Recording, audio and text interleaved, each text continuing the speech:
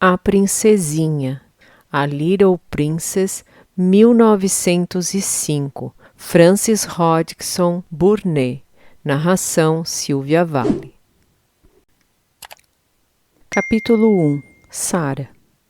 Num escuro dia de inverno, em que o amarelado e espesso nevoeiro se abatia sobre as ruas de Londres, em que os candeeiros de rua se encontravam acesos e as vitrines das lojas iluminadas como se fosse de noite, uma carruagem avançava muito lentamente pelas espaçosas ruas, transportando uma estranha menininha e o seu pai. A menina, sentada com os pés por baixo do corpo e encostada ao pai, que levava o braço ao redor do seu corpo, contemplava pela portinhola, com seus grandes olhos e uma incomum e extraordinária ponderação, as pessoas que passavam na rua. Era uma menina tão nova que ninguém esperava ver um olhar assim no seu pequeno rosto. Seria uma expressão de adulto numa criança de 12 anos, e Sarah Crewe tinha apenas 7. A verdade, porém, era que Sarah passava a vida sonhando e imaginando coisas fora do comum, e nem tampouco se recordava de um momento em que não pensasse sobre os adultos e o seu mundo. Era como se já vivesse há muito, muito tempo. Naquele momento, Sarah recordava a viagem de Bombaim para Londres que acabara de fazer com o seu pai, o capitão Crewe. Pensava no gigantesco navio, nos lascarins que passavam silenciosamente de um lado para o outro, nas crianças que brincavam no escaldante convés e em algumas das esposas dos jovens oficiais que puxavam conversa com ela e riam das coisas que ela dizia. Pensava sobretudo em como era estranho que num momento estivesse na Índia, sob o sol abrasador, depois no meio do oceano e em seguida num veículo estranho percorrendo ruas desconhecidas onde o dia era tão escuro quanto a noite. Achou isto de tal forma intrigante que se chegou mais ao pai. Papai, disse ela, numa voz baixa e misteriosa, quase um sussurro. Papai. O que é, querida? Respondeu o capitão Crewe, estreitando-a contra si e olhando-a nos olhos. Em que está a minha Sarah pensando? É este o lugar? Murmurou ela, enroscando-se ainda mais no pai. É aqui, papai? Sim, querida, é aqui. Chegamos, por fim. E, embora ela apenas tivesse 7 anos, apercebeu-se da tristeza na voz do pai. Parecia-lhe que já há muitos anos que ele começara a prepará-la para o lugar, como ela sempre o chamara. A mãe morrera ao dar-lhe a luz, por isso nunca a conhecera ou sentira a falta dela. O seu jovem, elegante, rico e carinhoso pai era aparentemente o único familiar que lhe restava no mundo. Sempre tinham brincado juntos e gostavam muito um do outro. Sarah só sabia que ele era rico porque algumas pessoas, crendo que ela não as escutava, o tinham dito, acrescentando que quando ela fosse grande, também seria rica. Não entendia muito bem o que significava ser rico. Sempre vivera num bonito bangalô e habituara-se a ver muitos criados que lhe faziam salamaleques, a tratavam por menina saíbe e a deixavam fazer todas as suas vontades. Tivera brinquedos e animais de estimação e uma aia que a venerava, e aos poucos aprendera que as pessoas ricas tinham aquelas coisas. Contudo, sobre a riqueza, era tudo o que sabia. Durante a sua ainda curta vida, apenas uma coisa a perturbara: o lugar para onde um dia seria levada. O clima da Índia era pouco propício às crianças, por isso, o mais cedo possível, eram enviadas para longe, em geral para a Inglaterra, e para um colégio. Sarah vira outras crianças partirem e ouvira os seus pais e mães falarem das cartas que recebiam delas. Sabia que também um dia haveria de partir, e embora as histórias que o pai contava sobre a viagem e o novo país por vezes a tivessem entusiasmado, perturbara a ideia de que o pai não ficasse com ela. Não pode vir comigo para aquele lugar, papai? Não pode vir para a escola também? Eu o ajudo com as lições, dissera-lhe ela, quando tinha 5 anos.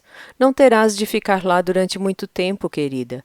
Irás para uma casa bonita, onde encontrarás muitas meninas com as quais poderás brincar. E eu te enviarei muitos livros e tu crescerás tão depressa que quando fores crescida e madura o suficiente para regressares e tomares conta do papai, vai parecer que passou apenas um ano.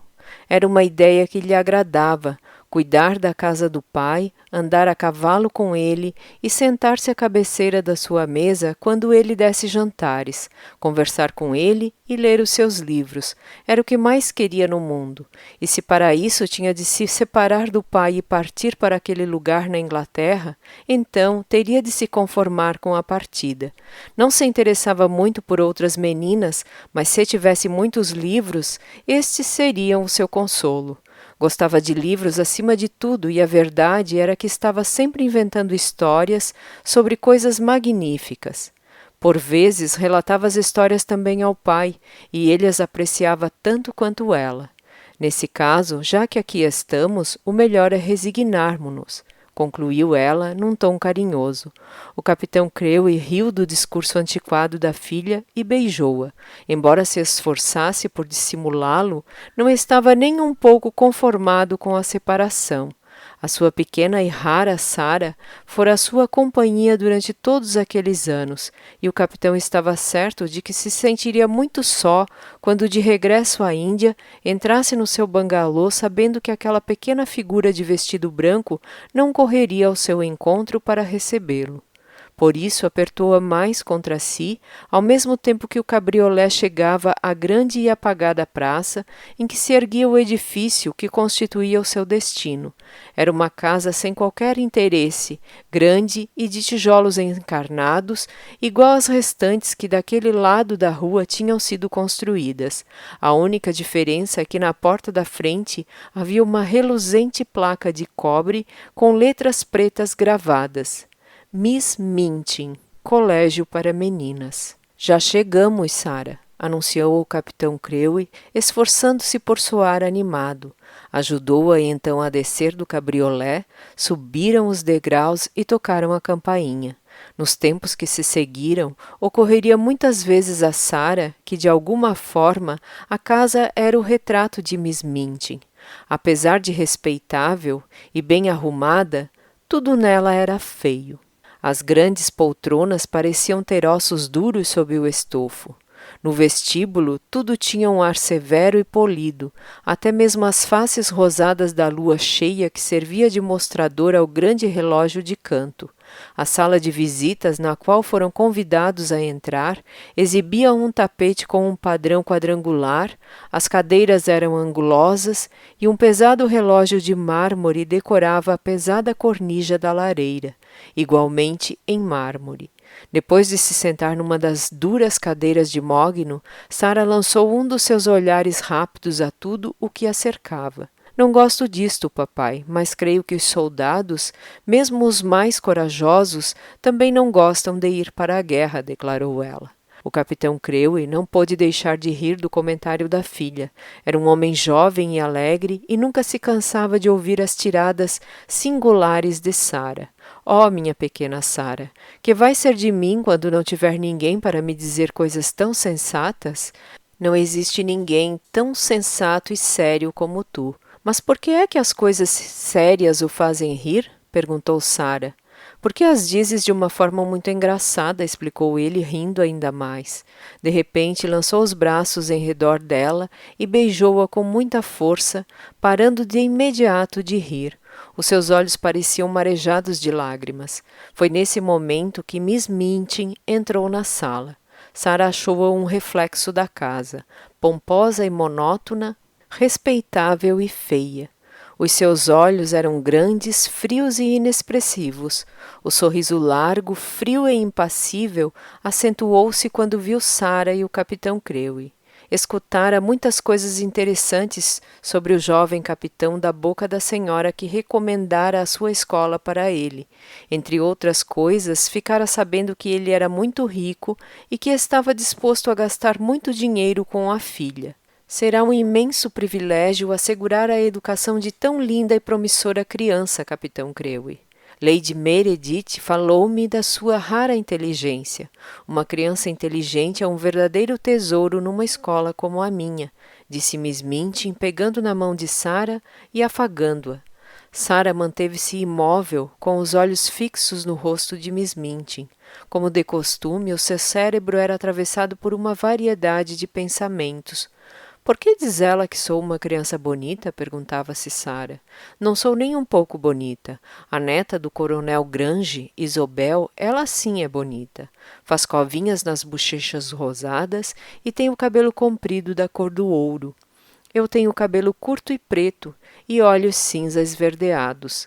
Para além disso, sou magra e estou longe de ter a pele clara. Sou uma das crianças mais feias que já vi. Quer me parecer que Miss Minchin está mentindo. Enganava-se, contudo, ao pensar que era uma criança feia.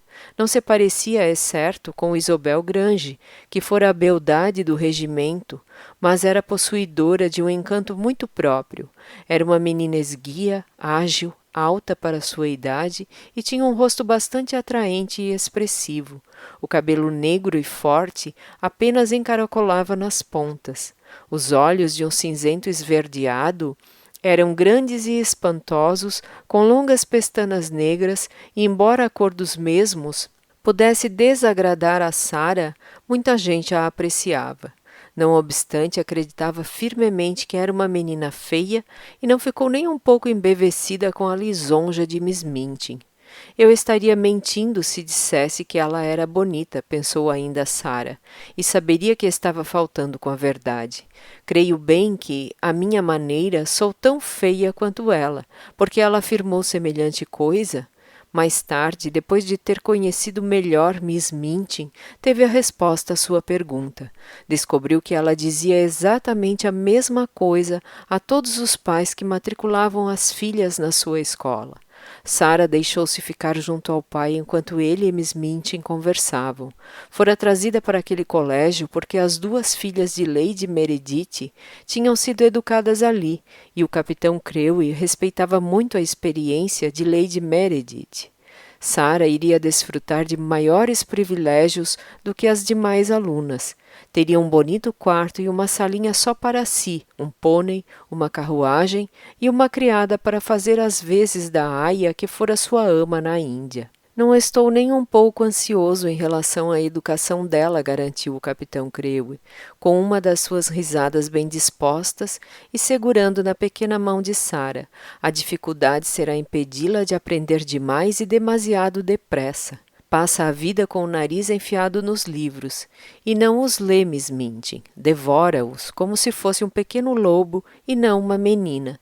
Não há livros que lhe cheguem, é preciso estar sempre comprando-lhe livros novos e para adultos, grandes, com muitas páginas em francês e alemão, mas também em inglês, de história, de poesia, biografias, toda a sorte de gêneros. Afaste-a dos livros quando vir que ela está lendo em demasia, mande-a passear de pônei ou sair para comprar uma boneca nova. Ela devia brincar mais com bonecas. Mas, papai, se eu estiver sempre saindo para comprar bonecas novas, terei mais do que aquelas a que poderei dedicar a minha atenção, argumentou Sara. As bonecas devem ser como amigas íntimas. A Emily será a minha amiga mais chegada. O capitão Crewe e Miss Minchin entreolharam-se. Quem é a Emily? Inquiriu ela. Conta tu, Sara, incitou o capitão sorrindo. Os olhos cinza esverdeados de Sara tinham uma expressão muito solene e terna quando respondeu. É a boneca que ainda não tenho e que o papai vai me comprar. Vamos os dois escolhê-la juntos. Chamei-a de Emily e vai ser a minha amiga quando o papai for embora. Será com ela que falarei sobre ele. O sorriso largo e afetado de Miss Minchin tornou-se de novo muito lisonjeador. Que criança tão rara! Exclamou ela. Mas que menina tão encantadora! Sim, concordou o capitão Crewe, estreitando Sara. É uma menina muito querida. Tome bem conta dela por mim, Miss Minchin. Sara ficou no hotel com o pai durante vários dias até ele embarcar de regresso à Índia. Visitaram várias lojas juntos e compraram muitas coisas, mais até do que as que Sara necessitava. Todavia, o capitão Crewe era um homem jovem, inocente e impulsivo e queria que a sua menina tivesse tudo o que ela admirasse e quisesse. Assim, entre os dois, adquiriram um guarda-roupa muito mais grandioso do que convinha a uma criança de 7 anos.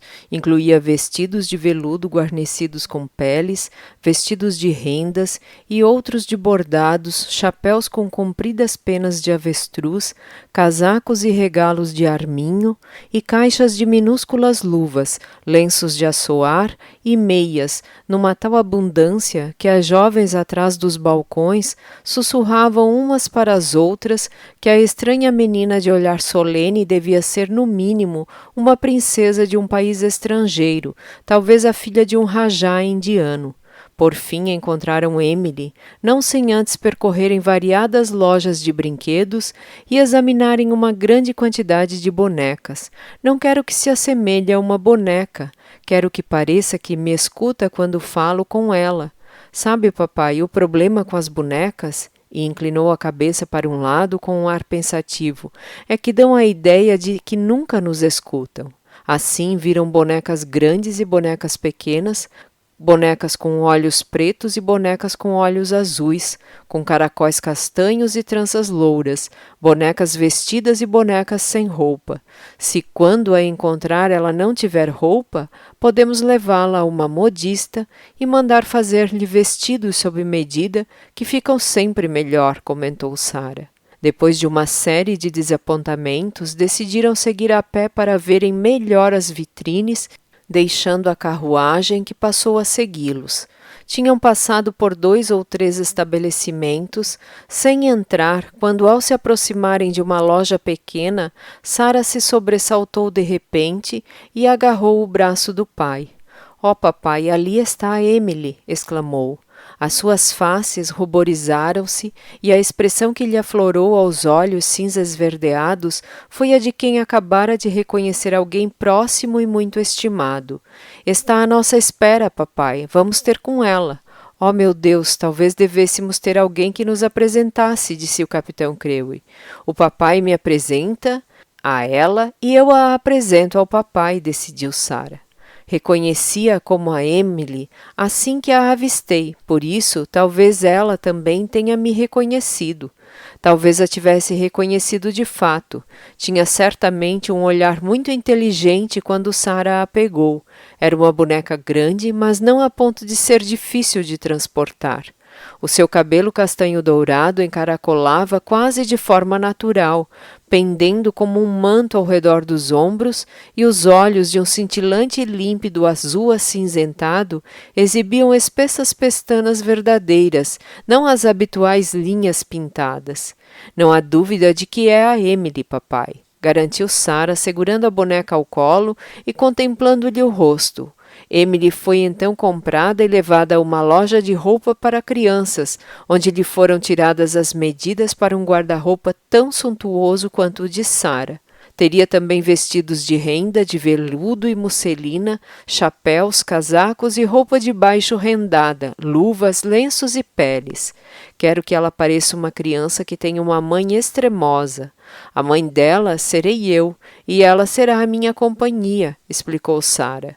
O capitão Crewe ter-se-ia divertido muito com as compras, não fosse o triste pensamento que não parava de lhe causar apertos no coração.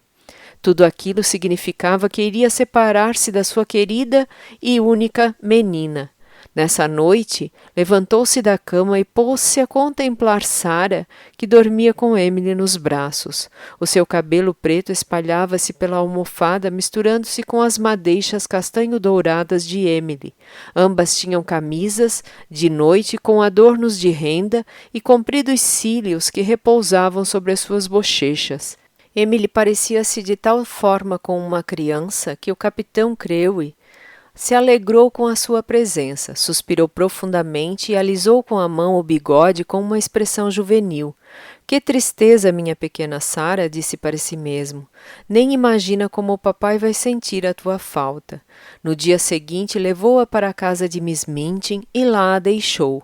Embarcaria no dia seguinte. Explicou a Miss Minchin que os seus advogados, Barrow e Skipworth, encarregados dos seus negócios na Inglaterra, lhe prestariam qualquer ajuda de que ela precisasse e pagariam todas as despesas de Sara. Escreveria 2 vezes por semana à filha, a quem todas as vontades deveriam ser feitas. É uma criança muito sensata e nunca pede nada que não seja prudente lhe dar, explicou ele. Juntou-se então a filha na sua pequena sala de estar e despediram-se. Sentada no colo dele, Sara agarrou o pai pelas lapelas do casaco e olhou-o intensamente. — Estás gravando meu rosto, querida Sara? Perguntou ele, afagando-lhe os cabelos. — Não, já o conheço de cor. O papai está dentro do meu coração. Abraçaram-se e beijaram-se, então como se não conseguissem separar-se. Quando a carruagem se afastou, Sara estava sentada no chão da sua saleta, com as mãos segurando o queixo, seguindo o cabriolé com os olhos até este ter dobrado a esquina da praça. Emily estava sentada a seu lado, também de olhos cravados na carruagem. Quando Miss Minchin mandou a sua irmã, Miss Amélia, ver o que a criança estava fazendo, esta descobriu que não conseguia abrir a porta. — Tranquei-a, declarou do interior da sala uma vozinha muito educada e séria. — Quero ficar sozinha, por favor. Miss Amélia era atarracada e gorducha e sentia um imenso respeito pela sua irmã. Na verdade, era das duas a mais bem disposta e simpática, mas nunca se atreveria a desobedecer a Miss Minchin. Desceu com um ar quase alarmado para ir informar a irmã. — Nunca vi uma criança tão peculiar, mana. Veja lá que se trancou nos aposentos, mas não fez o mais pequeno ruído. Sempre é melhor do que se esperneasse e gritasse como algumas fazem, respondeu Miss Minchin. Mimada como ela é, estava esperando que pusesse a casa toda em alvoroço, pois se há criança a quem todas as vontades tenham sido feitas, é esta. Estive desfazendo as malas e arrumando a roupa dela, disse Miss Amélia. Nunca vi coisa assim. Casacos de arminho e zibelina, roupa interior com verdadeira renda de Valenciennes. A mana já viu algumas das roupas dela. O que achou? Pareceram-me perfeitamente ridículas, replicou Miss Minchin num tom ríspido. Mas farão grande vista quando levarmos as crianças à missa no domingo. Pode dizer-se que o pai lhe proveu as necessidades como se ela fosse uma princesinha. No piso de cima, trancadas no quarto, Sara e Emily não despregavam os olhos da esquina em torno da qual a carruagem desaparecera. O capitão, virado para trás, acenava e lançava beijos como se não fosse capaz de parar. Capítulo 2. Uma lição de francês. Quando, na manhã seguinte, Sara entrou na sala de aulas, muitos olhares curiosos se fixaram nela. Naquela altura, todas as alunas, desde Lavínia Herbert, que tinha quase 13 anos e já se achava muito crescida, a Lotte Legge, de apenas 4 anos e a mais nova de todas tinham ouvido falar da nova pupila. Sabiam que era a aluna modelo de Miss Minchin, que a encarava como um motivo de orgulho para a escola. Uma ou duas das meninas tinham até avistado a sua criada francesa, Mariette, que chegara na noite anterior. Lavínia passara em frente ao quarto de Sara no momento em que a porta estava aberta e vira Mariette abrindo uma caixa enviada por uma loja.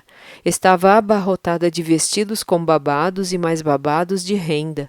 Sussurrou ela para sua amiga Jessie, ao mesmo tempo que se curvava sobre o livro de geografia.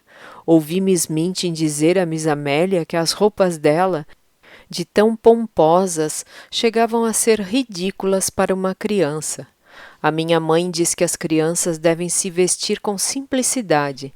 Ela está usando um desses vestidos agora. Reparei nele quando ela se sentou. E também tem meias de seda, e que pés tão pequeninos, nunca vi pés assim, murmurou Jessie, inclinando-se da mesma forma sobre o livro. Oh, é por causa do formato dos sapatos, fungou Lavínia desdenhosamente. A minha mãe diz que até uma pesuda consegue que os seus pés pareçam pequenos se tiver um sapateiro habilidoso. Não a acho nada bonita, tem uma cor de olhos tão esquisita. De fato, não é bonita como outras pessoas o são, mas há qualquer coisa nela que nos faz querer fitá-la. Tem cílios tão longos e os olhos são quase verdes, comentou Jessie, olhando de relance ao redor da sala, comparando-a com as outras meninas. Sarah estava sentada no seu lugar, à espera que lhe dissessem o que fazer. Fora colocada perto da mesa de Miss Minchin. Não estava nem um pouco embaraçada com tantos olhares e, curiosa, olhava tranquilamente para trás para as crianças que a admiravam. Interrogava-se sobre o que pensavam, se gostariam de Miss Minchin, se apreciavam as aulas e se alguma delas teria um pai como o seu. Naquela manhã tivera uma longa conversa com Emily sobre ele. A esta altura já devia estar em alto mar, Emily. Temos de ser muito amigas e contar coisas uma à outra. Olha para mim, Emily. Tenho os olhos mais bonitos que já vi, mas quem me dera que pudesses falar. Sarah era uma menina com uma enorme imaginação e, na sua ideia, seria um grande consolo fazer de conta que Emily era uma menina como ela e a escutava e compreendia. Depois de Mariette a ajudar a colocar o uniforme escolar, um vestido azul escuro, e de ter prendido seu cabelo com uma fita maravilhosa, Sarah dirigiu-se a Emily, sentada numa cadeira só dela, e deu-lhe um livro. Podes lê-lo enquanto eu estiver lá embaixo, instruiu, e ao ver Mariette olhando-a com estranheza, disse-lhe com um ar muito sério: Eu acredito que as bonecas conseguem fazer coisas que nós não sabemos. Talvez, na verdade, a Emily consiga ler, falar e andar, mas apenas o faça quando ninguém está vendo.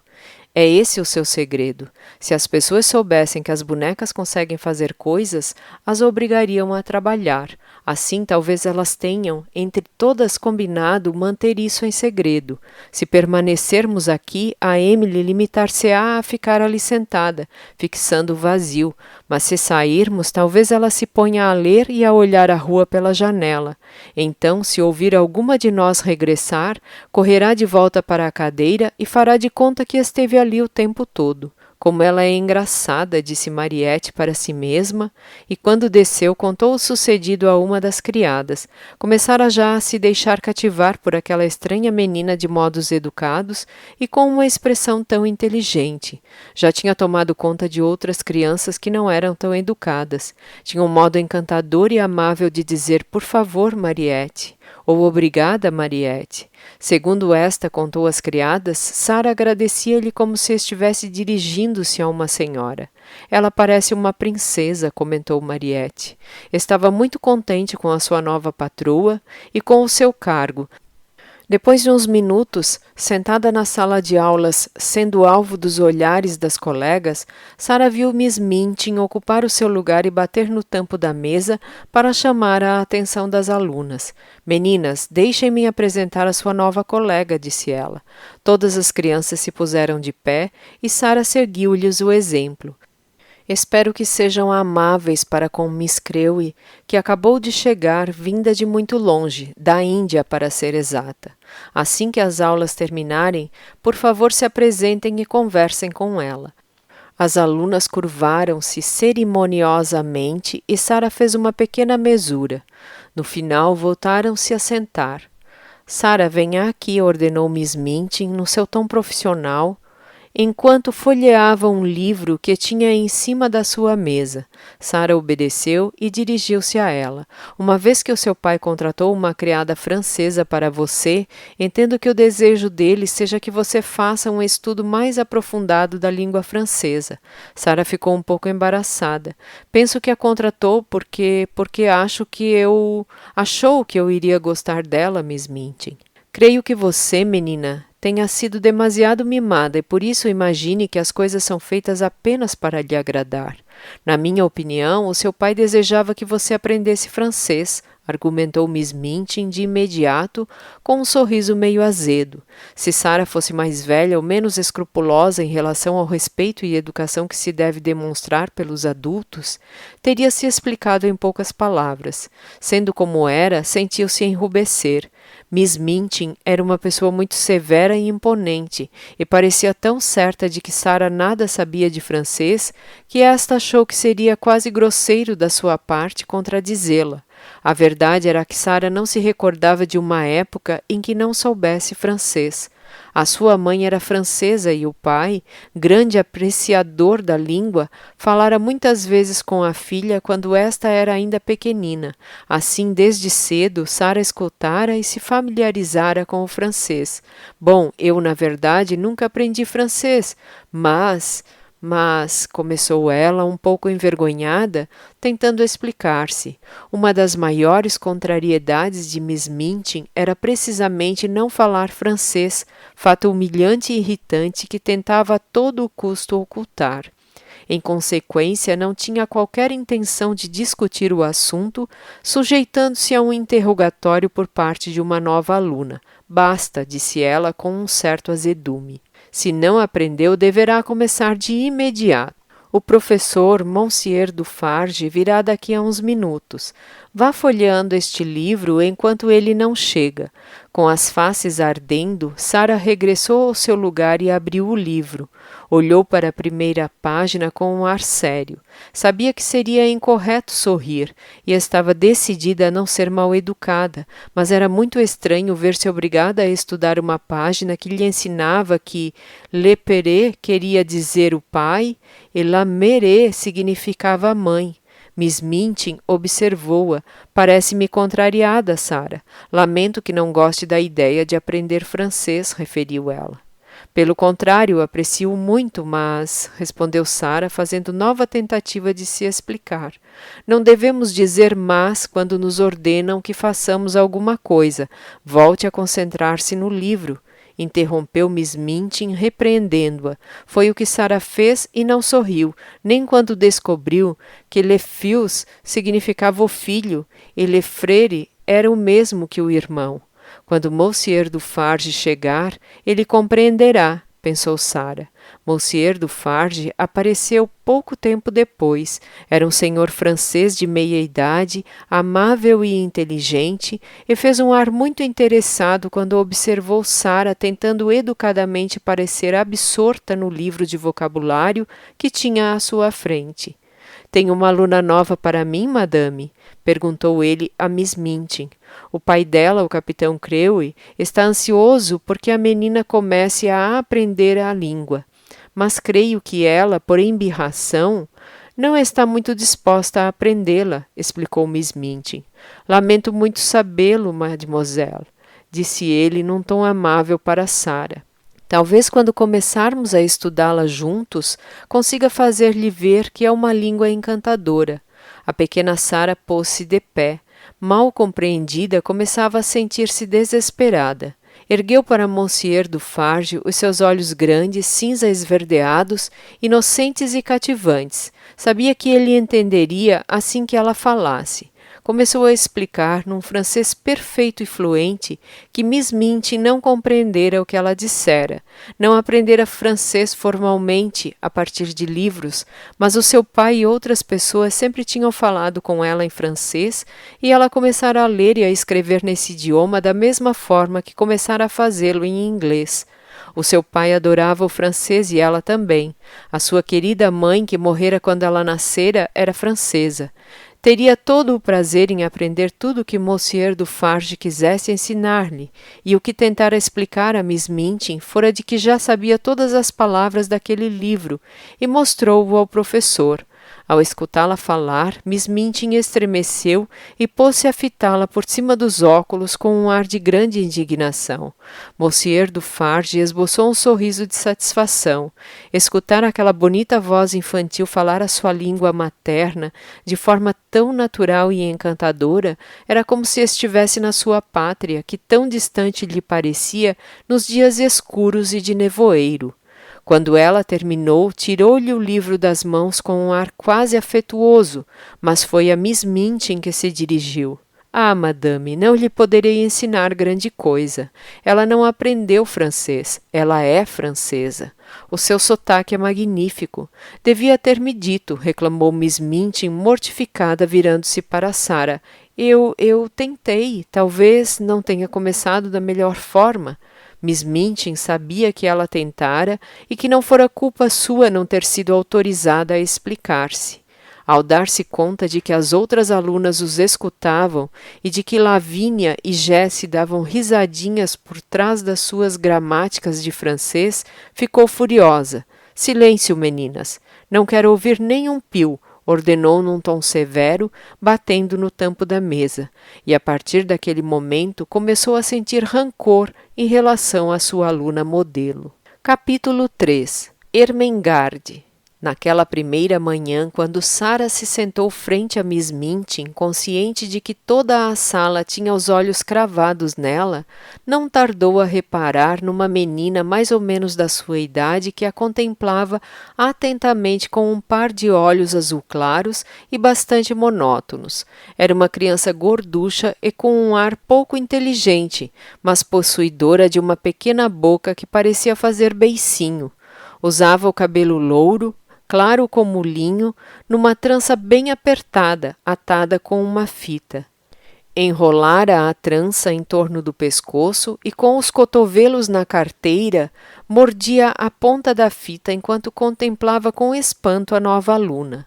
Quando Monsieur Dufarge começou a falar com Sarah, a pequena sobressaltou-se e depois, ao ver a nova colega avançar e, fitando o professor com seus olhos inocentes e cativantes, responder-lhe sem qualquer aviso em francês, a menina gorducha pulou na sua cadeira e corou de espanto e admiração, tendo durante semanas chorado lágrimas desesperadas perante os seus vãos esforços para recordar que lamere significava a mãe e lepere, o pai, deparar-se com uma colega da sua idade que parecia não só à vontade com aquelas palavras, como aparentemente conhecedora de várias outras e capaz de as misturar com verbos como se fosse uma brincadeira, fora quase demais para ela. Fitava Sarah tão fixamente e mordia a fita da trança com tal avidez que acabou por atrair a atenção de Miss Minchin, que, furiosa como estava, de imediato a tornou um alvo.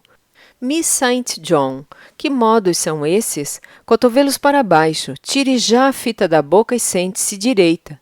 Ralhou com dureza. Miss St. John pulou de novo na cadeira e, quando Lavínia e Jessie se puseram as risadinhas, ficou ainda mais encarnada, tanto que parecia que os seus apagados e tristes olhos iriam se encher de lágrimas. Sarah reparou nisso e compadeceu-se de tal maneira da colega que começou a simpatizar com ela e a querer tornar-se sua amiga. Sarah tinha por hábito querer sempre correr em auxílio de quem sofria ou estava infeliz. Se Sarah fosse um rapaz e tivesse nascido há uns séculos, costumava dizer o seu pai, teria corrido o país de espada desembainhada, salvando e defendendo os desprotegidos. Quer sempre fazer alguma coisa para ajudar quando vê pessoas em apuros. Simpatizou assim bastante com a pequena Miss St. John e durante toda a manhã não parou de olhar de relance para ela. Percebeu que ela tinha dificuldades com os estudos e que não corria o risco de alguma vez ficar presunçosa por ser tratada como aluna modelo. A lição de francês foi uma lástima. A sua pronúncia fazia até Monsieur Dufarge sorrir sem querer, e Lavínia, Jessie e as outras meninas riam dela ou olhavam-na com desdém. Sarah, porém, mantinha-se séria, tentando fazer de conta que não tinha ouvido quando Miss St. John dissera «le bon pain» em vez de «le bon pain». Tinha um feitio impulsivo e ficava revoltada e colérica quando ouvia as risadinhas e via o ar desolado e aflito da pobre Miss St. John. «Não tem graça nenhuma», reclamara entre dentes, ao mesmo tempo que se inclinava sobre o livro. Não deviam rir dela. Quando as aulas terminaram e as meninas se juntaram em grupos para conversar, Sarah foi procurar Miss St. John e, encontrando-a sentada num assento de janela com um ar desconsolado, dirigiu-se a ela e puxou conversa. Disse apenas o tipo de coisas que as meninas costumam dizer umas às outras quando estão se conhecendo, mas havia qualquer coisa de amistoso e cativante em Sarah, e as pessoas costumavam senti-lo. «Como te chamas?» perguntou. para explicar o espanto de Miss St. John, devemos recordar que um aluno novo é, durante um certo espaço de tempo, um mistério. E acerca daquela nova aluna, toda a escola conversara na noite anterior até adormecer exausta de tanta excitação e histórias contraditórias. Uma nova aluna com uma carruagem e um pônei e uma criada e uma viagem desde a Índia não era uma aluna banal. O meu nome é Ermengarde St. John, respondeu ela. O meu é Sarah Crewe. Tens um nome muito bonito. Parece saído de um livro de contos de fadas. Gostas? Balbuciou Ermengarde. Também gosto do teu. O maior obstáculo na vida de Miss St. John era ter um pai inteligente. Por vezes, esse fato é uma terrível calamidade. Quando se tem um pai que sabe tudo, que fala 7 ou 8 línguas e possui na sua biblioteca milhares de volumes que aparentemente aprendeu de cor, não é de estranhar que espere que conheçamos pelo menos o conteúdo dos nossos livros de estudo, nem improvável que considere que deveríamos ser capazes de recordar, quanto mais não seja, alguns acontecimentos históricos e fazer um exercício escrito de francês. Ermengarde era uma grande provação para o Sr. St. John, que não conseguia entender como é que uma filha sua podia ser uma criatura tão inequívoca e claramente embotada de espírito que nunca se distinguia em coisa alguma. Santo Deus, lamentara-se ele mais do que uma vez ao olhar para ela. Há momentos em que acho que ela é tão imbecil quanto a tia Elisa. Se a sua tia Elisa se revelara lenta para aprender e rápida para esquecer por completo quase de imediato o que aprendera, então Ermengarde assemelhava-se a ela de forma incontestável. Era a pior aluna da escola, sem margem para dúvida. É preciso obrigá-la a aprender a instruir ao seu pai a Miss Minchin. Em resultado, Ermengarde passara a maior parte da sua vida em lágrimas ou de castigo. Aprendia as matérias e esquecia-as, ou então, quando não as esquecia, não as compreendia. Portanto, nada mais natural que, tendo conhecido Sarah, ficasse sentada a contemplá-la com profunda admiração. Sabes falar francês, não sabes? Inquiriu ela num tom muito respeitoso. Sarah avançou para o assento de janela que era espaçoso e sentou-se, recolhendo as pernas por baixo do corpo e cruzando as mãos ao redor dos joelhos. Sei, porque toda a minha vida ouvi falar francês. O mesmo aconteceria contigo, explicou Sarah. Oh, não, eu nunca seria capaz, afirmou Ermengarde. Nunca conseguiria falar francês. Por que? Quis saber Sarah. Ermengarde abanou a cabeça, fazendo balançar a sua trança. Tu ouviste-me há pouco. É sempre assim. Não consigo pronunciar as palavras, são tão esquisitas. Deteve-se por um momento e depois acrescentou com um tom de assombro na voz. Tu és inteligente, não és? Pela janela, Sarah contemplou a soturna praça. Os pardais pulavam e chilreavam nas úmidas balaustradas de ferro e nos ramos das árvores cobertos de fuligem. Pensou por um momento. Ouvira muitas vezes dizer que era inteligente e interrogava-se se seria mesmo, e caso fosse, como é que tal ocorrera? Não sei dizer, respondeu. Então, ao ver um ar pesaroso no rosto redondo e rechonchudo da colega, soltou uma pequena risada e mudou de assunto. Gostarias de conhecer a Emily? Quem é a Emily? Perguntou Ermengarde, tal como Miss Minchin fizera. Vem até o meu quarto e saberás, disse Sarah, estendendo a mão. Saltaram juntas do assento e subiram ao piso superior. É verdade que tens um quarto de brincar só para ti?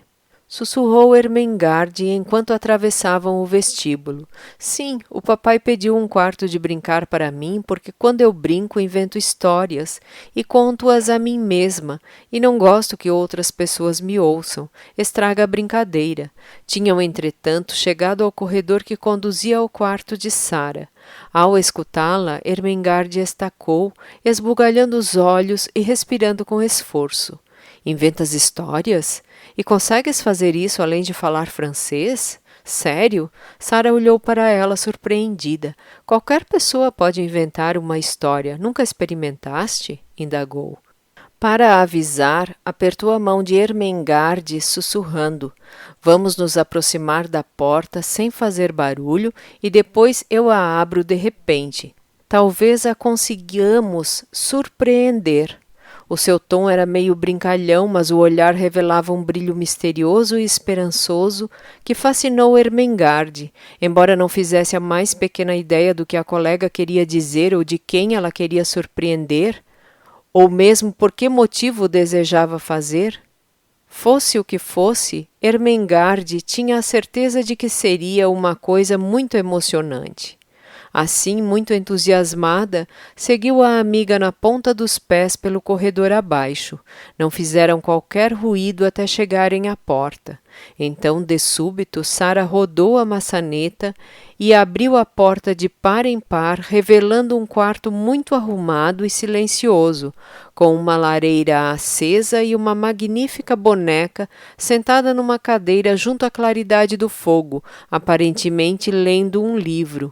Oh, ela voltou para a cadeira antes que a pudéssemos ver, explicou Sara. Outra coisa não seria de esperar. São tão rápidas como um relâmpago. Ermengarde desviou o olhar de Sara para a boneca e de volta para Sara. Ela consegue andar? Perguntou sem fôlego. Sim, eu acredito que sim, ou pelo menos faço de conta que sim. E é como se fosse verdade. Nunca fizeste de conta? Não, nunca. Como é isso? Quis saber Ermengarde. Estava tão encantada com esta nova e estranha companheira que olhava embasbacada para Sara e não para Emily, muito embora fosse a boneca mais deslumbrante que já vira. Vamos sentar-nos e eu já te conto, sugeriu Sara. É tão fácil que assim que começarmos já não seremos capazes de parar. E o faremos uma e outra vez. E é maravilhoso. Emily, presta atenção.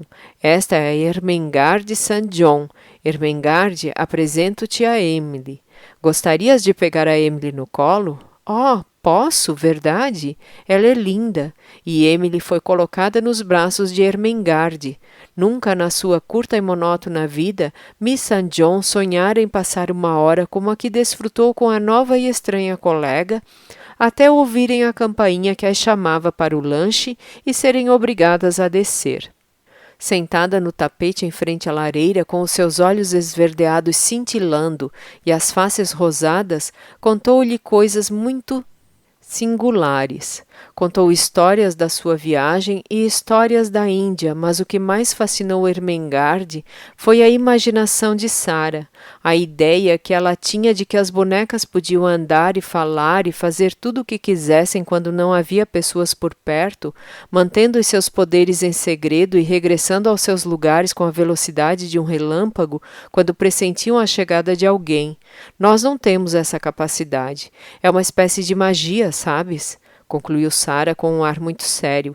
Ao relatar a história de como encontrar a Emily, a expressão de Sara alterou-se de repente. Foi como se uma nuvem tivesse ensombrado o seu rosto, apagando-lhe o brilho dos olhos.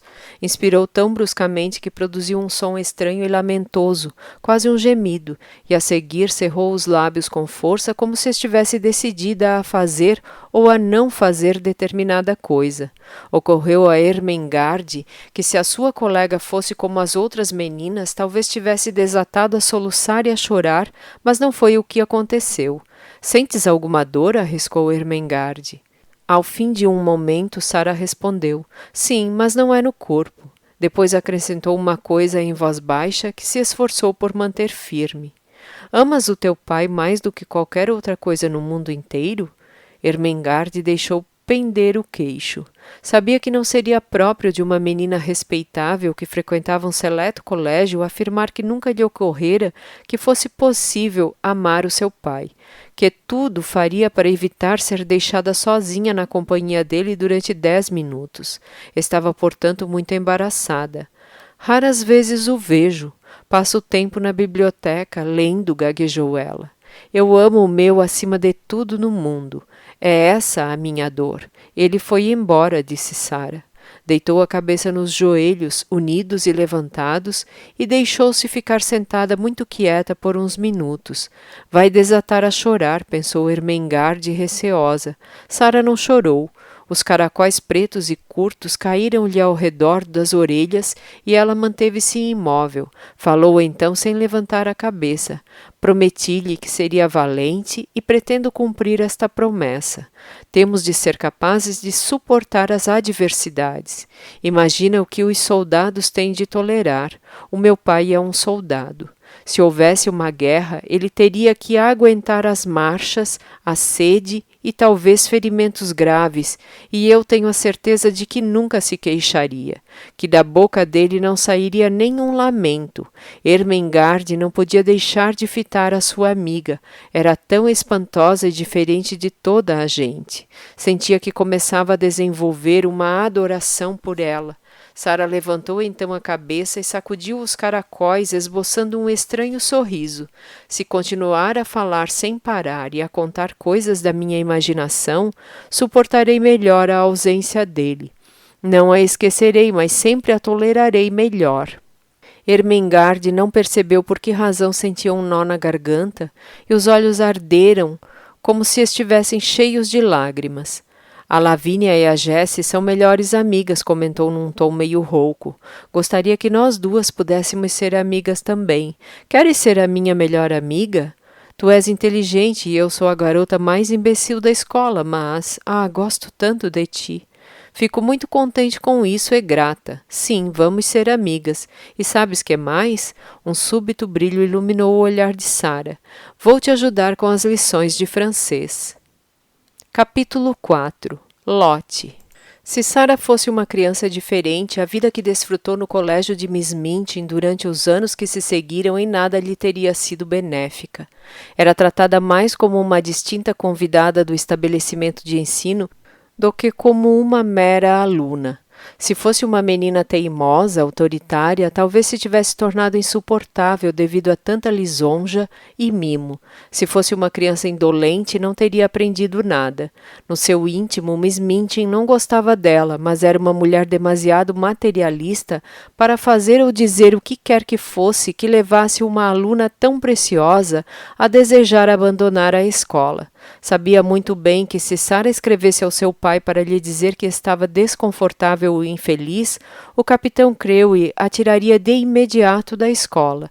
Na opinião de Miss Minchin, se uma criança fosse continuamente elogiada e nunca proibida de fazer o que queria, sem dúvida iria gostar do lugar onde assim fosse tratada. Em resultado, Sara era elogiada pela rapidez com que aprendia as lições, pelas suas boas maneiras, pela sua amabilidade com as colegas, pela sua generosidade quando tirava umas moedas do seu pequeno porta-moedas para dar a um pedinte. A coisa mais banal que fizesse era tratada como se de uma virtude se tratasse, e se Sara não fosse uma criança ajuizada e sensata, o mais provável é que se tornasse uma jovem presumida.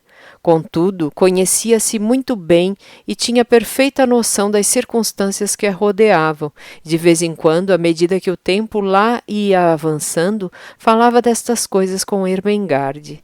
As coisas acontecem às pessoas por casualidade, costumava ela dizer. Para mim, aconteceram várias casualidades felizes.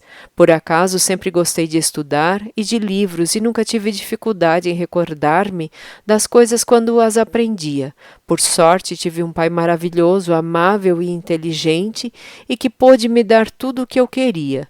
Talvez, na verdade, eu nem tenha um bom temperamento, mas quando se tem tudo o que se deseja e toda a gente é sempre simpática conosco, como não haveremos de ser bem dispostos e amáveis?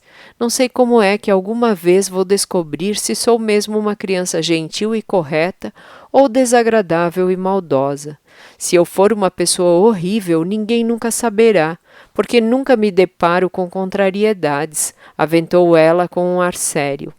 A Lavínia também não tem contrariedades e não deixa de ser uma pessoa horrível, fez Ermengarde notar, num tom impassível.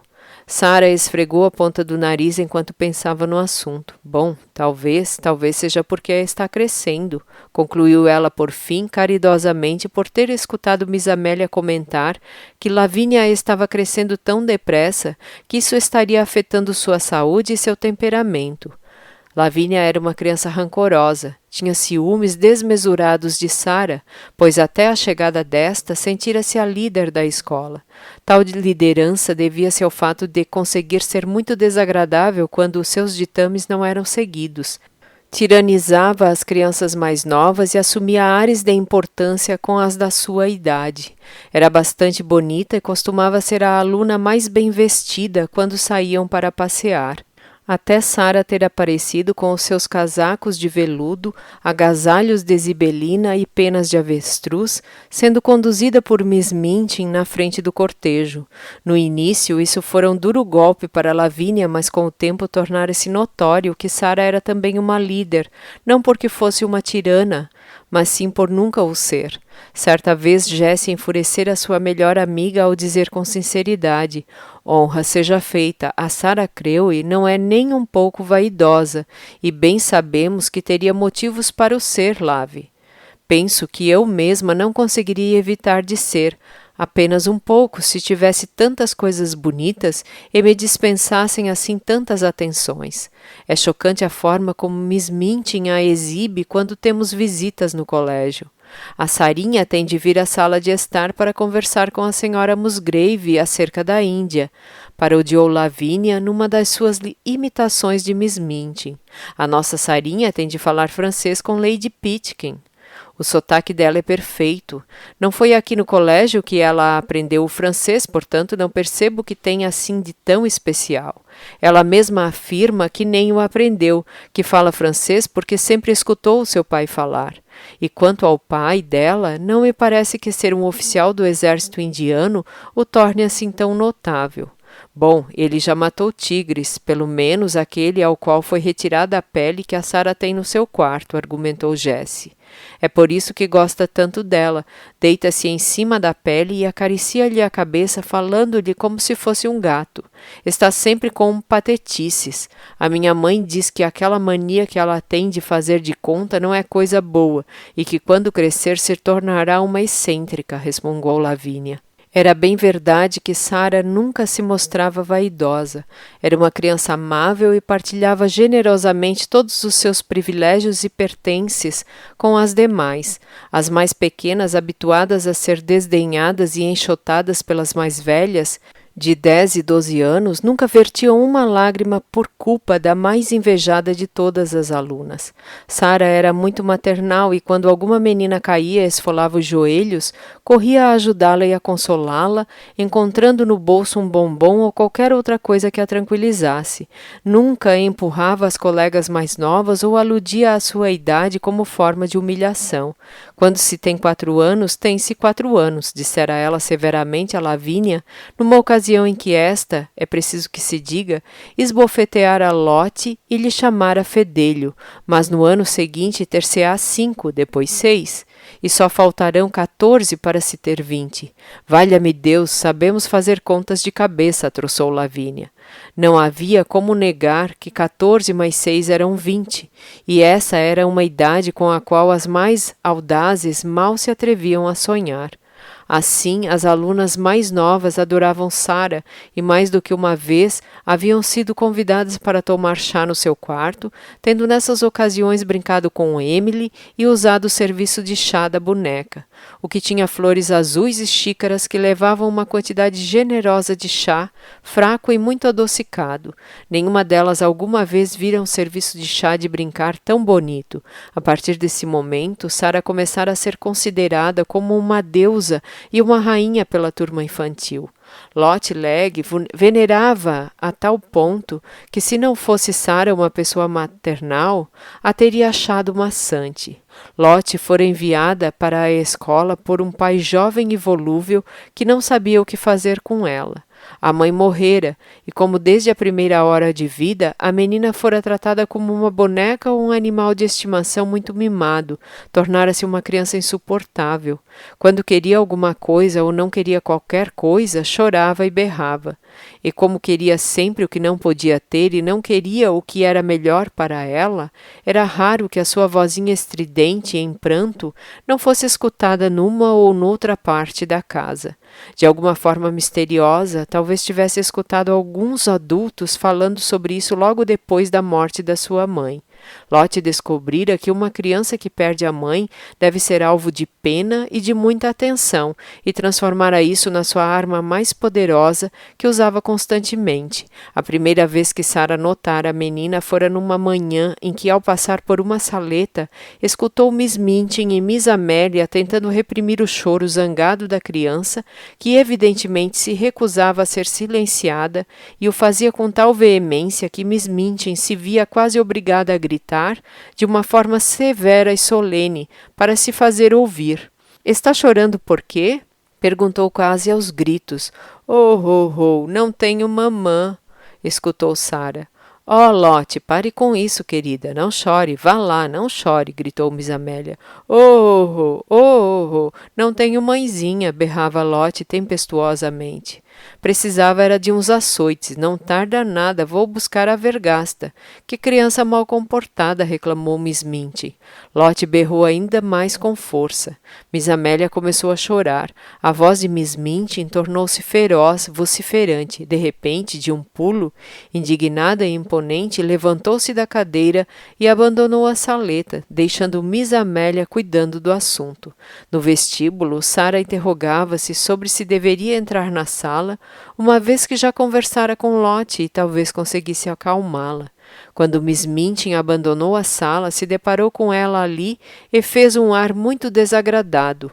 Dava-se conta de que seu tom de voz não teria soado nem um pouco amistoso e digno. "Ah, Sara!" exclamou, esforçando-se por esboçar um sorriso adequado. "Parei porque reconheci a voz da Lot e pensei que talvez a conseguisse calar. Posso tentar, Miss Mintin?" "Se conseguir, então é uma criança muito inteligente", respondeu Miss Mintin, franzindo os lábios. Ao reparar que Sara ficara um pouco sobressaltada com a sua aspereza, mudou de atitude. "Mas a menina é inteligente em tudo, pensando bem.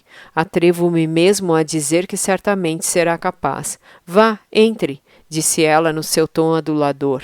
Quando Sara entrou na saleta, Lot estava estendida no chão, gritando e esperneando violentamente. Curvada sobre ela, consternada e desesperada, Miss Amélia transpirava vermelha como um tomate. Lot bem cedo descobrira que com este comportamento conseguiria tudo o que quisesse. A pobre e roliça Miss Amélia tentava primeiro um método e depois outro. "Pobrezinha, eu sei que não tem mamãe, querida", dizia a dado momento e depois num tom completamente diferente. "Se não se calar, Lot vai apanhar. Minha pobre menina, pronto, pronto, está sendo muito feia, que criança insuportável, olhe que lhe dou um tabefe." Sara dirigiu-se a ela sem fazer barulho. Não fazia ideia do que ia fazer, mas tinha uma vaga convicção de que seria preferível não dizer coisas tão diferentes de uma forma tão irada e desesperada. Miss Mintin disse que eu podia tentar calá-la. "Dá-me licença, Miss Amélia", pediu em voz baixa. Miss Amélia virou-se e olhou para Sara em desespero. "Oh, acha mesmo que consegue?" "Não sei se consigo, mas vou tentar", respondeu Sara, ainda em voz baixa. Miss Amélia pôs-se de pé com um profundo suspiro e as pernas gorduchas e pequeninas de Lot agitaram-se ainda mais. "Se não se importar de sair sem fazer barulho, eu fico com ela", disse Sara. "Oh, Sara, nunca tivemos uma criança assim tão terrível. Não me parece que possamos mantê-la conosco", quase choramingou Miss Amélia. Mas esgueirou-se porta afora, muito aliviada por ter encontrado uma desculpa para sair. Sara manteve-se de pé junto à furiosa e barulhenta criança durante uns momentos, olhando para ela sem nada dizer. Depois sentou-se no chão a seu lado e ficou à espera. À exceção dos gritos irados de Lot, não se ouvia qualquer barulho na sala. Era uma situação completamente nova para a pequena Miss Leite, habituada, sempre que gritava, a ouvir as pessoas ao seu redor protestar, implorar, ordenar e aliciá-la às vezes. Após chorar, espernear e guinchar, chegara à conclusão de que a única pessoa à sua volta parecia não se importar nem um pouco com isso. Atraiu a atenção da menina. Abriu os olhos chorosos para ver quem era essa pessoa e descobriu que se tratava apenas de outra menina, a dona de Emily, e de todas aquelas coisas bonitas que a olhava fixamente como se estivesse apenas pensando.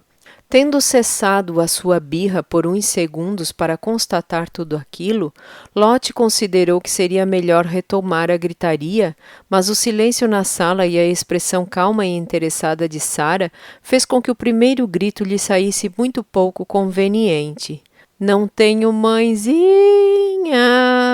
anunciou, mas num tom menos empenhado. Sarah olhou para ela com um ar mais perseverante, mas com uma espécie de compreensão no olhar. "Nem eu", afirmou. Foi uma declaração tão inesperada que deixou Lot perplexa. Parou de espernear, contorceu-se e deixou-se ficar deitada olhando para sua companheira. Uma ideia nova é o bastante para calar uma criança que chora quando nada mais funciona. Era também verdade que, ao passo que Lot detestava Miss Minchin, sempre autoritária, e Miss Amélia, incessantemente indulgente, simpatizava muito com Sarah, embora a conhecesse mal. Não queria desistir do seu agravo, mas os seus pensamentos levaram-no noutra direção. Por isso contorceu-se mais uma vez e, depois de um soluço amuado, disse: "Onde é que está ela?" Sarah não respondeu de imediato. Desde que lhe haviam dito que a sua mãe estava no céu, tinha pensado muito sobre o assunto, mas de uma forma diferente da maioria das pessoas. Foi para o céu, mas tenho a certeza de que por vezes sai de lá para vir me ver, embora eu não a possa ver. O mesmo acontece com a tua. Talvez consigam ambas ver-nos agora. Talvez estejam as duas nesta sala, disse Sarah. Lot sentou-se como se impulsionada por uma mola e olhou ao redor. Era uma criança bonita, de cabelos encaracolados e olhos redondos, lembrando miosotes úmidos. Se a sua mamãe a tivesse visto ao longo da última meia hora, não a consideraria aparentada com um anjo do céu. Sarah continuou a falar. Para algumas pessoas, o que ela dizia talvez se assemelhasse a um conto de fadas, mas para ela era tão real que a sua convicção fez com que Lot começasse a escutá-la cativada. Sarah sempre ouvira dizer que a sua mamãe tinha asas e uma coroa, e até lhe tinham mostrado estampas de senhoras com magníficos trajes brancos até os pés, a quem chamavam anjos. Porém, Sarah parecia estar contando uma história verídica sobre um bonito lugar com pessoas verdadeiras. No céu há campos de flores até perder de vista, relatou ela, abandonando-se às suas fantasias, como de costume, e falando como se de um sonho se tratasse. Campos e campos de lírios, e quando a brisa sopra, o aroma deles eleva-se no ar, e toda a gente o sente, porque a brisa é constante. As crianças correm por entre os lírios e apanham braçadas deles e riem e fazem pequenas coroas. As ruas são luminosas e brilhantes e as pessoas nunca estão cansadas, por muito que tenham andado. Podem pairar no ar e flutuar até onde quiserem. Por todo o lugar existem muros feitos de pérolas e ouro, mas são muros baixos para as pessoas se debruçarem neles, para olhar para a terra e sorrir, enquanto enviam mensagens bonitas às pessoas que amam. Fosse qual fosse a história que Sarah tivesse contado, Lot teria sem dúvida parado de chorar, fascinada pelo relato, mas não havia como negar que aquela história era mais bonita do que a maioria. Lot chegou-se mais a Sarah e bebeu cada palavra até o final, que chegou demasiado cedo. Ficou tão pesarosa que começou a fazer beicinho. "Quero ir para lá, não tenho nenhuma mamãe nesta escola", choramingou ela. Sarah percebeu o sinal de alarme e despertou do seu devaneio. Pegou na mão da amiguinha e puxou-a mais para junto de si com uma risada lisonjeira. "Eu serei a tua mamãe. Vamos fazer de conta que tu és a minha filhinha e a Emily será a tua irmã", sugeriu Sarah. As covinhas nas bochechas de Lot reapareceram. "Sério?" "Sim, anda, vamos contar a novidade a Emily. E depois lavaremos o teu rosto e pentearemos o teu cabelo, respondeu Sara, pondo-se de pé. Ló concordou alegremente e seguiu Sara para fora da sala até o andar de cima, como se já nem se recordasse que o drama da última hora fora causado por sua recusa em ser lavada e penteada para o almoço e de Miss Minchin ter sido chamada para fazer uso de sua majestosa autoridade. A partir dessa altura, Sara transformou-se numa mãe adotiva. Capítulo 5. Beck. É claro que o maior poder que Sara possuía era o seu talento para contar histórias e para fazer tudo aquilo de que falava parecer um conto, quer o fosse ou não. Este era o poder que Lavínia e outras meninas mais invejavam, mas que ao mesmo tempo as fascinava apesar de tudo. Qualquer pessoa que tenha convivido com um contador de histórias compreende este fascínio, o modo como este é seguido para todo o lado e lhe é suplicado num sussurro que narra histórias romanescas, como os grupos se formam em redor dos seus acólitos, na esperança de lhes ser permitido fazer parte do séquito e escutar o relato. Sara não só sabia contar histórias, como adorava fazê-lo. Quando se encontrava no meio de um grupo e começava a inventar coisas maravilhosas, os seus olhos verdes esbugalhavam-se e cintilavam, as faces enrubesciam e, sem se dar conta, ela começava a representar e tornava o seu relato encantador ou alarmante, elevando ou baixando o tom de voz, curvando e balançando seu corpo esguio e agitando dramaticamente as mãos. Esquecia-se de que falava para crianças, via e convivia com as fadas, os reis, as rainhas e as bonitas damas cujas aventuras narrava. Por vezes acontecia chegar ao fim das suas histórias sem fôlego de tanta emoção. Levava então a mão ao peito arquejante e soltava uma pequena risada como se gracejasse de si mesma. Quando conto uma história, explicava ela, não tenho a sensação de que é apenas imaginada. Parece-me mais real do que vocês, mais real do que a sala de aulas. É como se eu fosse todas as pessoas da história, uma e outra. É muito estranho. Encontrava-se na escola de Miss Minchin há cerca de 2 anos, quando numa tarde de inverno, fria e carregada de nevoeiro, ao sair da sua carruagem, confortavelmente agasalhada nos seus casacos de veludo e peles, e com um ar mais imponente do que se dava conta, avistou, ao atravessar o passeio, nos degraus que davam acesso à entrada de serviço, um pequeno vulto sujo e maltrapilho que esticava o pescoço para que os seus olhos esbugalhados conseguissem enxergá-la pela balaustrada. Foi a ansiedade e timidez daquele rosto tingido por sujeira escura que chamou a atenção de Sara, que sorriu para ela, pois era assim com toda a gente. Todavia, a dona do rosto escuro e sujo e dos olhos arregalados sabia obviamente que não devia ser apanhada olhando assim para as alunas. Escondeu-se com a rapidez de um coelho e fugiu de volta para a cozinha, desaparecendo tão depressa que, se não tivesse um ar tão desamparado e triste, Sara teria soltado uma gargalhada. No final dessa mesma tarde, Sara estava sentada no meio de um grupo de ouvintes contando uma das suas histórias, quando o mesmo vulto entrou timidamente na sala, carregando um balde de carvão demasiado pesado para as suas mãos, e ajoelhou-se no tapete em frente à lareira para reabastecer e varrer a cinza. Estava menos suja do que quando a tinha espreitado pela balaustrada do pátio de serviço, mas igualmente amedrontada. Era óbvio também que receava olhar para as crianças ou dar a perceber que estava prestando atenção ao que se dizia. Com todo o cuidado para não fazer barulho, foi colocando pedaços de carvão no fogo, um a um, com as mãos, e varreu em redor dos ferros da lareira muito levemente. Sara percebeu em pouco tempo que o que se passava naquela sala tinha captado o interesse da criada e que ela cumpria as suas tarefas muito devagar, na esperança de apanhar uma palavra aqui e ali. Elevou então o seu tom de voz. As sereias nadaram nas águas verdes, cristalinas, arrastando com elas uma rede entretecida com pérolas marinhas. Sentada num rochedo branco, a princesa observava-as, contava ela. Era uma história maravilhosa sobre uma princesa que era amada por um príncipe tritão e que fora viver com ela numa magnífica gruta no fundo do mar. De joelhos em frente à lareira, a pequena criada varreu o chão uma vez e mais outra.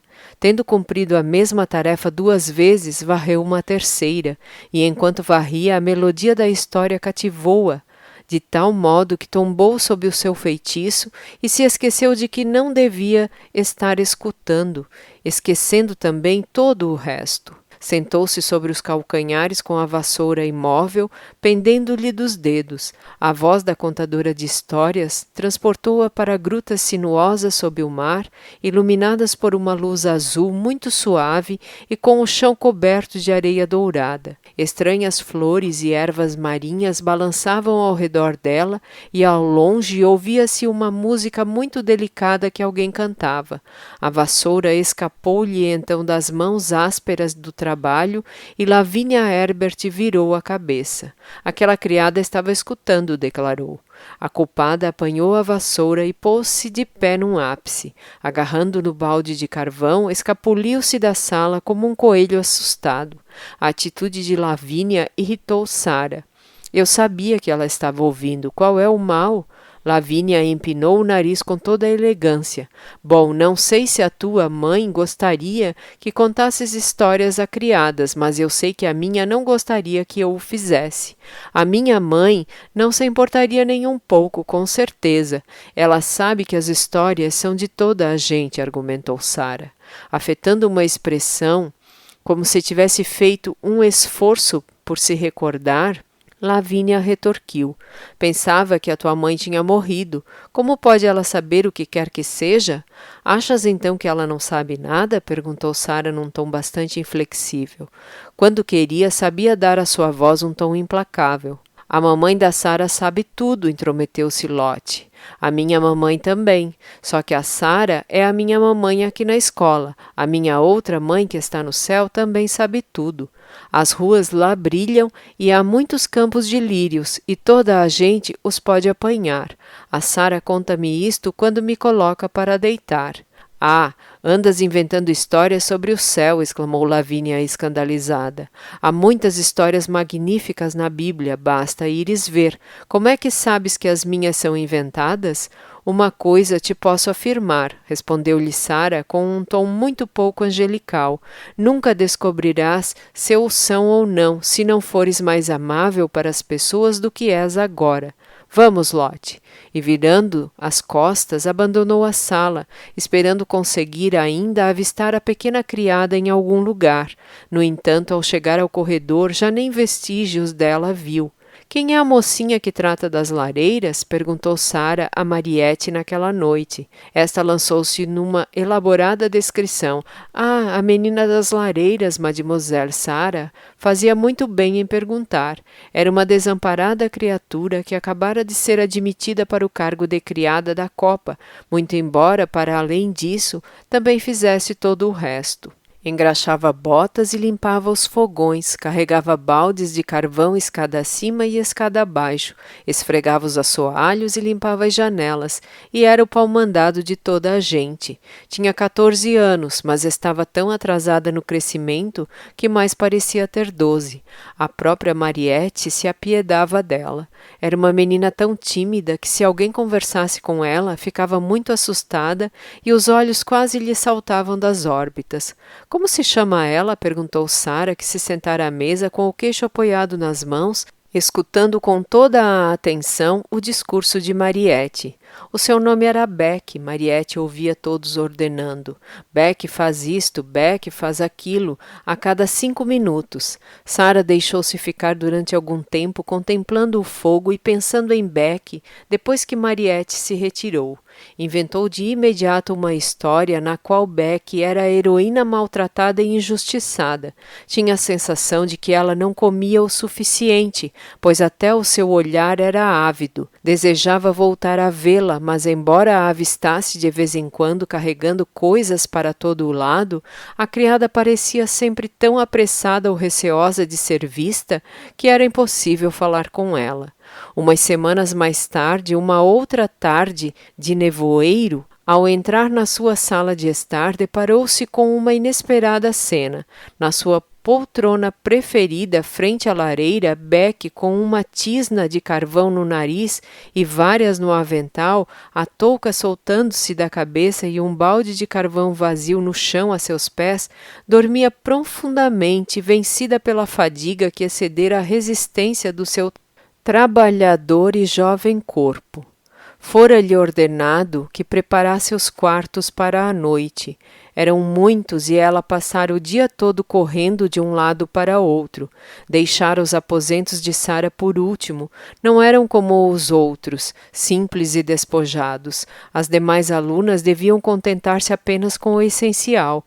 Aos olhos da criada da copa, a confortável sala de estar de Sara era um aposento de luxo, embora não passasse na verdade de uma sala alegre e luminosa.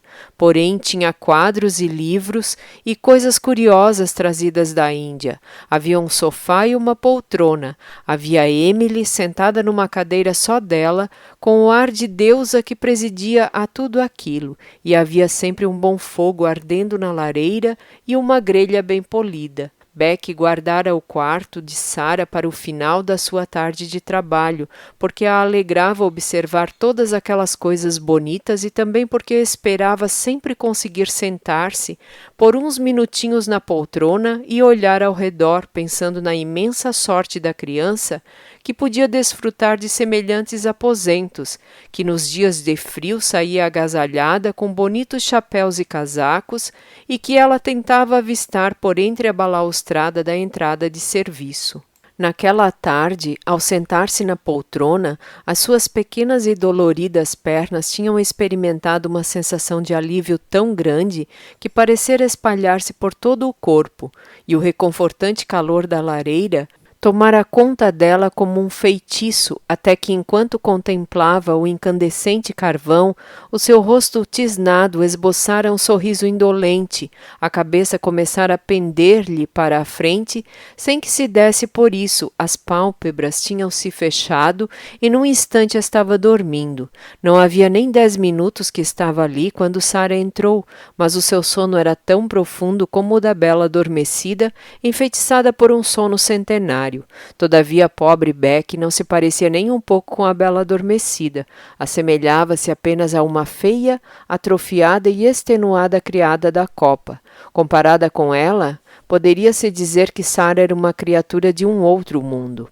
Regressava da aula de dança, que era sempre um dia especial no colégio, muito embora ocorresse todas as semanas. As alunas vestiam os seus vestidos mais bonitos e, uma vez que Sara dançava particularmente bem, era sempre colocada em evidência e fora ordenado a Mariette que a vestisse da forma mais elegante e diáfana possível. Naquele dia, Mariette sugerira-lhe um vestido cor-de-rosa e comprara rosas verdadeiras para lhe fazer uma coroa para enfeitar seus cabelos com caracóis negros. Sara aprendera uma dança nova e encantadora no decorrer dela, deslizara e esvoaçara pelo salão como uma borboleta cor-de-rosa. Trazia, portanto, as faces ruborizadas e resplandecentes devido ao exercício e à diversão daquela aula. Entrou no quarto, exercitando alguns dos passos de dança, quando se deparou com Beck, dormindo sentada, a cabeça pendida e a touca caindo para o lado. «Oh, pobrezinha!» exclamou Sara em voz baixa ao vê-la. Não lhe ocorreu zangar-se por encontrá-la sentada na sua poltrona preferida. Na verdade, ficou até bastante satisfeita por vê-la ali. Quando a heroína maltratada e injustiçada da sua história acordasse, poderia por fim falar com ela. Avançou nas pontas dos pés até perto da criada e ficou contemplando-a.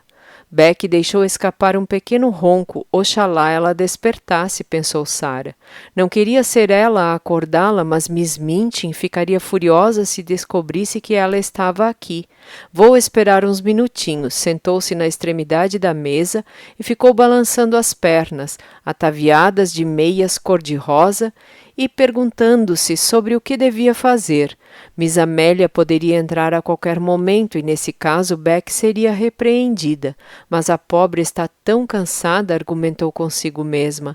Está estafada. Um pedaço de carvão em chamas pôs fim à sua indecisão naquele momento, soltando-se de um bocado maior e caindo sobre o guarda-fogo. Beck estremeceu e abriu os olhos com uma respiração curta e assustada. Assustada por ter caído no sono, lembrou-se que apenas havia se sentado por um momento para apreciar o que a rodeava, e ali estava contemplando de olhos arregalados a esplêndida aluna que, empoleirada bem junto dela, como uma fada de trajes rosados, a fitava de volta com grande curiosidade. Pôs-se de pé de um pulo, segurando a touca. Sentira-a pender por cima da orelha e tentou às pressas endireitá-la. Oh, metera-se em grandes apuros na certa. Onde estava com a cabeça para ter adormecido descaradamente na poltrona de uma das alunas? Seria despedida sem direito a salário. Só de pensar nisso, soltou um soluço desesperado. Oh, senhorita, por favor, desculpe-me, gaguejou. Sara saltou da mesa e aproximou-se dela. Não fique assustada, não tem qualquer importância. Disse como se estivesse falando com uma das alunas mais novas. Não fiz por querer, senhorita. Foi do calor do fogo e do cansaço. Não foi de propósito, alegou Beck. Sara soltou uma risada amistosa e colocou a mão no ombro da criada. Estavas cansada, não pudeste evitá-lo. Nem estás ainda bem acordada. Beck ficou de queixo caído. Nunca ninguém lhe falara num tom tão carinhoso e simpático. Estava habituada a ser comandada e repreendida e a que lhe puxassem as orelhas. E aquela menina esplendorosamente vestida de cor-de-rosa fitava-a como se a culpada nem fosse ela, como se tivesse o direito de se sentir cansada e até mesmo de adormecer. O toque da mão pequena e suave de Sara no seu ombro era a coisa mais maravilhosa que alguma vez já sentira. — Não está zangada, senhorita? Não vai contar às patroas? Inquiriu perplexa. — Não, é claro que não, exclamou Sara. A expressão de aflição no rosto da criada fê-la sentir uma imensa compaixão por ela. Encostando a palma da mão à face de Beck, afirmou com convicção: na realidade, tu e eu somos iguais. Sou apenas uma menina, como tu. Foi só por acidente que eu não nasci no teu lugar e tu no meu.